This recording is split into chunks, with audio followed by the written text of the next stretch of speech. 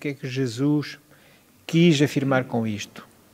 Então esta frase preferida por Jesus, quando colocado perante o tribunal romano, ele é relatado no Evangelho de João, João 18:36. É lá que está referida esta frase. Então, neste capítulo, no capítulo 2 do Evangelho segundo o Espiritismo, há a explicação da espiritualidade para esta afirmativa de Jesus.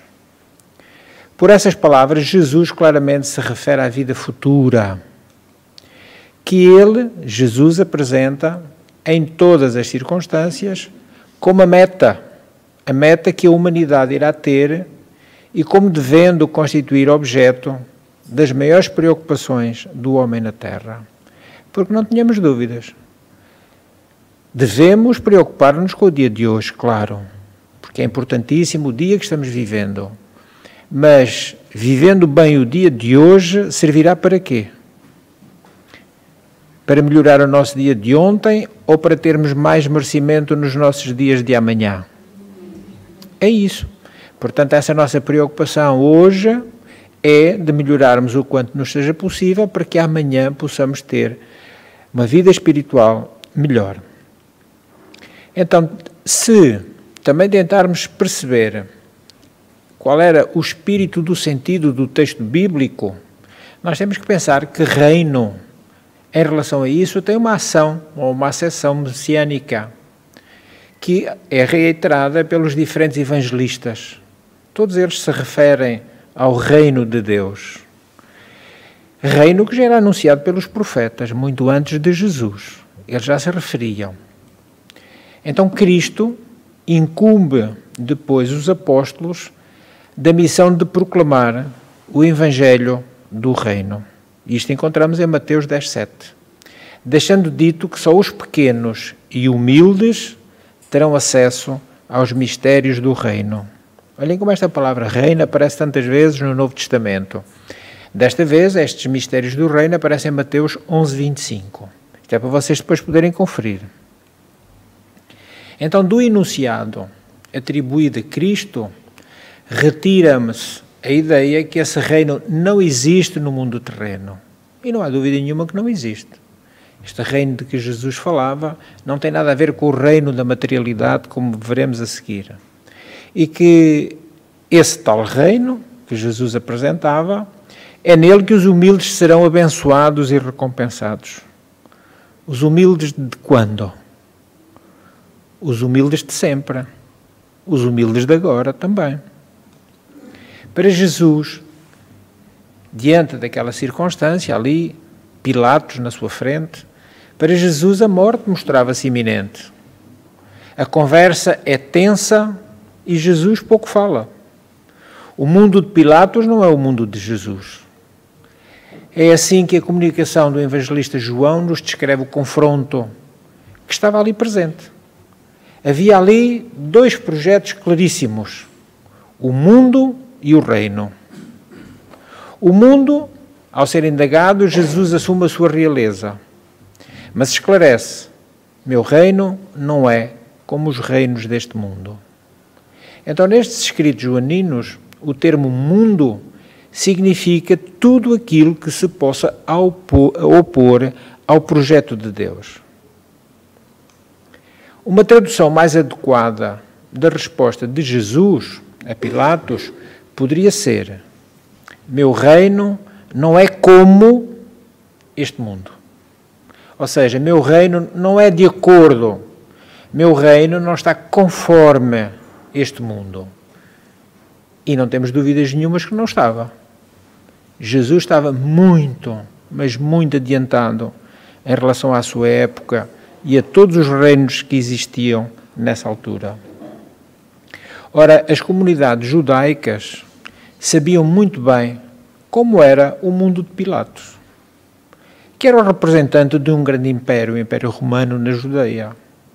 O mundo desse império impunha o seu poder pela força das armas, pelas negociatas, por artimanhas, entre, às vezes, até relações desleais, corruptas e corruptoras. Não é esta a proposta de Jesus. Jesus, a sua proposta é outra, completamente diferente. Seu reino não compactua com esse mundo. O reino de Jesus se apoia no serviço, no poder de servir, que não busca prestígios, mas que, bem ao contrário, doa a sua vida, inclusivamente a sua morte na cruz, para que a vida aconteça em plenitude. No intuito de justificar este seu comportamento ético-moral, teoricamente apolítico, pessoas e grupos também espiritualizaram a leitura do movimento de Jesus. Enquanto rei espiritual dos judeus, o mestre tinha apenas um fito: anunciar uma mensagem de paz. Uma mensagem de paz totalmente espiritual e moral. Não tinha outro sentido. Esta proposta de Jesus é para uma vivência de espiritualidade radical em relação à época e quase poderíamos dizer radical em relação a hoje. É uma proposta que não se contenta com a superficialidade. Pelo contrário, mergulha em raízes bem profundas. Então, em sua conversa com Pilatos, Jesus não tem receio de afirmar: vim ao mundo para dar testemunho de verdade. Novamente em João 18:37. Testemunhar a verdade é doar a vida até às últimas consequências. E isso Jesus fez. Porque ele era fidedigno ao projeto amoroso do Pai, do nosso Deus Criador. Então, para um hebreu autêntico, verdadeira era a pessoa fiel ao projeto do seu Deus e da sua comunidade. Verdade era sinónimo de fidelidade. E quem é da verdade, disse Jesus, escuta a minha voz. Quem decide viver a verdade, o amor fiel, adere ao projeto de vida que vem de Deus. Tal como a ovelha, ao ouvir a voz do seu pastor, segue-o pelo caminho. Então, para João, evangelista, romper com os reinos deste mundo é assumir uma forma de espiritualidade que estimule relações alternativas, de justiça e de ternura, de partilha e de paz. Aqui a paz é entendida no sentido de fruto da justiça, e não a paz imposta pelas armas dos impérios deste mundo atual ou do mundo passado. A verdadeira missão de Jesus não foi salvar almas para depois da morte, mas sim salvar vidas. Alguns julgaram o reino apenas para o céu, o pós-morte, como se Jesus não tivesse dito na oração do Pai Nosso: venha a nós o vosso reino, seja feita a vossa vontade, assim na terra como nos céus. Então Jesus também queria o reino de Deus aqui para a terra. Queria-o nos céus, mas também o queria na terra. Jesus desejava que o reino de Deus se implantasse no coração dos seres humanos. Os judeus acreditavam que o seu Deus único era verdadeiro em todo o mundo. Portanto, sendo eles o povo eleito, seriam senhores da terra. Olhem só como nós tantas vezes por orgulho deturpamos o nosso sentimento religioso. Porém, a vinda de Jesus decepcionou todas essas expectativas. Jesus ensinou que Deus não era um negociante e para ele não havia povo eleito e nem favoritos ao seu reino. Que não pode haver mesmo. Se todos fomos criados de igual modo por Deus, todos somos iguais perante Deus. Então, ele é Pai amoroso de todas as manifestações da vida e como o sol não tem preferências. O sol tanto aquece o pobre como o rico, o novo como o velho, o grande como o pequeno. O sol derrama a sua luz sobre todos, indistintamente. Assim é a justiça de Deus. Todos os seres humanos somos irmãos, pois todos somos filhos do mesmo Pai Criador. No reino de Deus não há privilégios, nem há desculpas. Jesus foi condenado à morte porque mostrou que o reino de Deus está dentro de nós e deve ser apresentado de dentro para fora. A pregação de Jesus gira sempre em torno da noção básica do reino de Deus, que Ele estabelece como sendo uma meta para nós atingirmos. O caminho para o reino de Deus não é largo, não é amplo, não é fácil. Ao contrário, ele é estreito, ele é difícil. O instrumento para conseguirmos realizar é o amor. É o amor que tivermos ao próximo, a nós e a Deus. Ao próximo tanto quanto a nós mesmos. Um amor assim total e universal. Pois amando aos outros como a nós mesmos, estaremos doando o máximo em termos humanos. Tão poderosa é então, desse modo, a autoestima em nós próprios. Amando-nos primeiro a nós, conseguiremos amar todos se quisermos. Esta é a maneira, este é o programa que nos leva a conquistar o reino de Deus. Jesus mostrou-nos como buscar esse reino. Esta imagem, a imagem do reino de Deus que Jesus propunha, era a implantação do amor, que é a caridade em ação. Amor é caridade em ação. A partir do momento em que nos integramos na convicção que o nosso interesse pessoal é obedecer às leis divinas, estaremos seguindo no rumo da correnteza da vida imortal. Precisamos, quanto antes, vivermos na plenitude do amor. Precisamos, o quanto antes. A paz, essa virá depois. E ela está no oceano, onde desemboca o rio, e não nas partes do seu curso solitário e frágil, sem nenhuma consciência de sua futura grandeza. Quando amarmos em plenitude, entenderemos qual é o verdadeiro significado da paz em nós, da paz nos outros, da paz no mundo. Nós seremos então como esse rio. Nascemos e é preciso seguir um curso até encontrarmos o oceano que é Deus. Aí encontraremos a sua imensidão. Quanto mais os rios vão se aproximando do oceano, vão se tornando mais caudalosos. E nós, quanto mais nos aproximarmos de Deus, vamos nos sentindo mais fortes, mais conscientes. Se observarmos as leis criadas pela sabedoria infinita, que é Deus, estaremos vivendo em nós o seu reino, o reino que Jesus falava.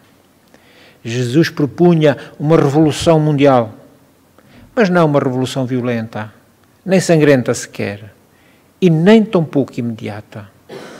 A revolução de Jesus exigia um largo processo de maturação, que é o estabelecimento do reino de Deus em cada ser humano. Quando isso acontecer, o mundo será melhor. Toda a reforma deve ser de dentro para fora. O ser humano, primeiramente, precisa despojar-se do egoísmo, do ódio e de outros sentimentos errados, para dar o seu amor ao próximo e viver em paz. Enquanto não erradicarmos isto que é tão mau para a criatura humana, o egoísmo, o ódio ou outros sentimentos errados, não encontraremos o amor em nós, nem viveremos em paz. Necessitamos encontrar a paz interna, de modo a que ela possa então projetar-se para a realidade externa, tal como um ser humano diante do espelho.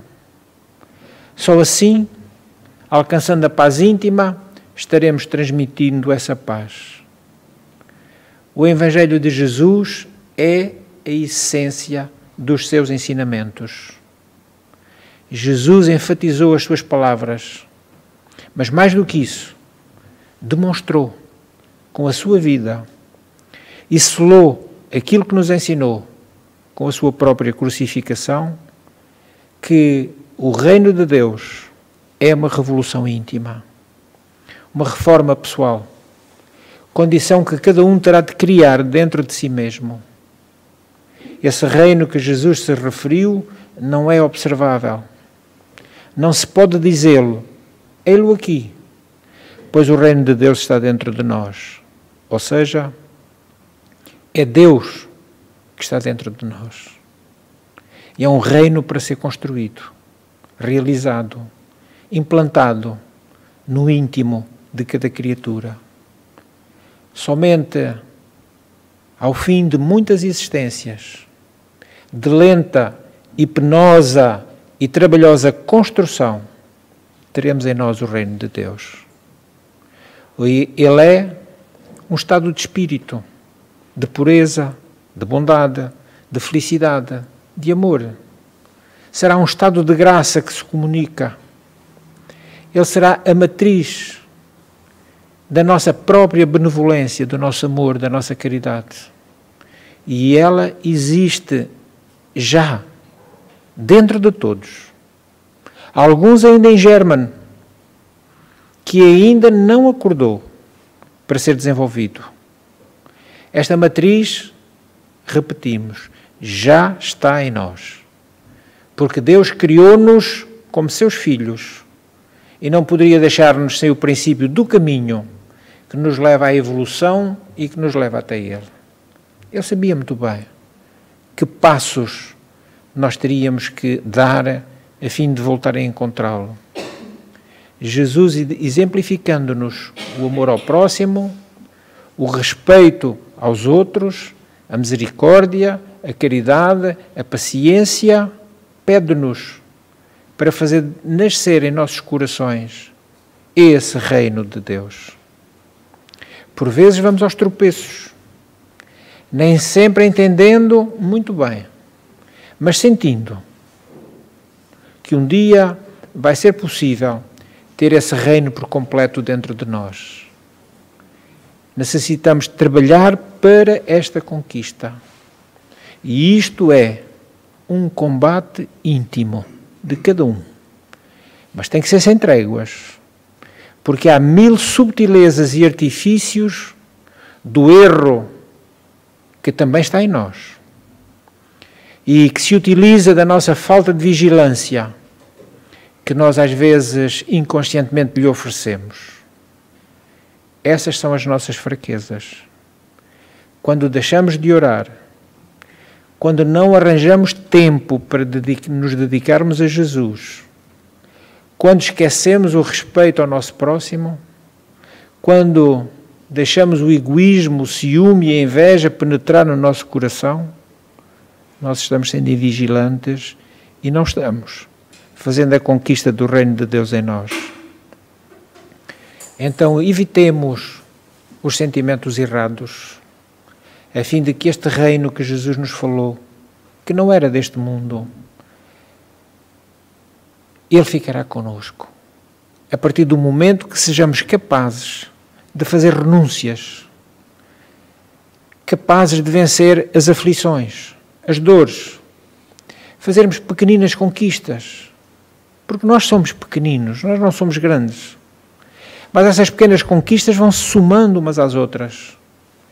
E são lutas íntimas, assim pequeninas, controladas, que vão decorrer nos milénios, ou já vêm decorrendo nos milénios, que nós faremos a nossa reforma íntima.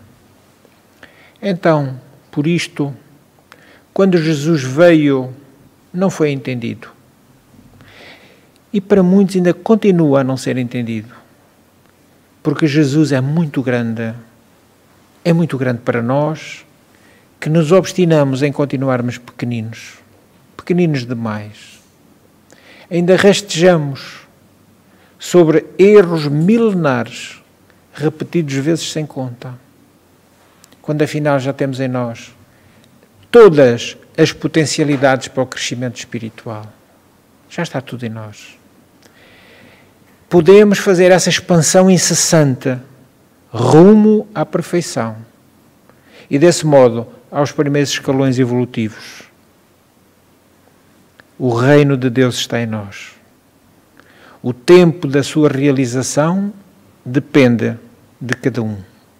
Depende do esforço que fizermos, das renúncias que aceitarmos, das batalhas que vencermos na nossa própria intimidade.